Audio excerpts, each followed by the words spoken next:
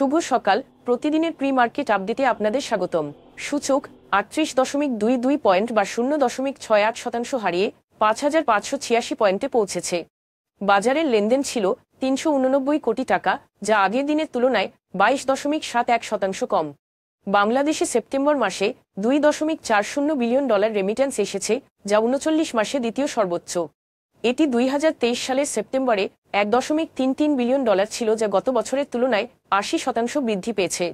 এর ফলে বৈদেশিক মুদ্রার ঘাটতিতে কিছুটা স্বস্তি ফিরে এসেছে।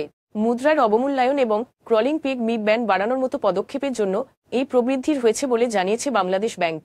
বেক্সিমকো লিমিটেডের শেয়ারের মূল্যে হেরফের করার জন্য বিএসইসি 5টি সংস্থা এবং 4 ব্যক্তিকে 428.52 কোটি টাকা জরিমানা করেছে। কংগ্লোমারেটটি অভিযোগ এনেছে যে প্রায় 480 কোটি টাকা শেয়ার কারসাজি প্রমাণ আছে চক্রটির বিরুদ্ধে। শেয়ার লেনদেনের মাধ্যমে সিকিউরিটিজ আইন ভঙ্গ করায় নিম্নোক্ত ব্যক্তি ও প্রতিষ্ঠানকে অর্থদণ্ডে দণ্ডিত করার সিদ্ধান্ত নিয়েছে বিএসইসি। বিএসইসি 2018 থেকে 2024 সালের মধ্যে তালিকাভুক্ত 9টি সংস্থার আইপিও এবং আরপিওগুলির মাধ্যমে উত্তোলিত তহবিলের ব্যবহার পর্যালোচনা করার জন্য তদন্ত শুরু করেছে।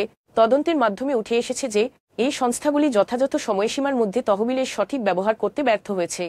বিএসইসি, বাণিজ্য মন্ত্রণালয় এবং জয়েন্ট স্টক কোম্পানি ও ফার্মের নিবন্ধকের প্রতিনিধি সহ একটি 6 সদস্যের প্যানেল গঠন করেছে অর্থ মন্ত্রণালয়। প্যানেলটিকে 10 কার্যদিবসের মধ্যে একটি প্রতিবেদন জমা দেওয়ার নির্দেশনা দেওয়া হয়েছে। এখন এ পর্যন্তই। বিকেলে আবারও আসছি ডেইলি মার্কেট আপডেট নিয়ে। সে পর্যন্ত আমাদের সঙ্গেই থাকুন। ধন্যবাদ।